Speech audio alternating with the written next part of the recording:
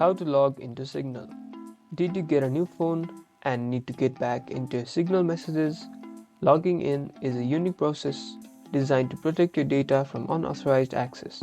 Here's how to log in and restore a Signal profile on your new device. Download the Signal app and enter the same phone number that you used on the previous device. Signal will send you new SMS verification code. Once you enter that code, the app will recognize that you are returning user. This step ensures that your phone number is still under your control before any profile data is accessed. Now Signal will ask for the PIN that you created when you first signed up.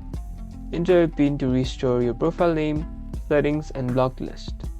Note that Signal does not store your message history on their servers.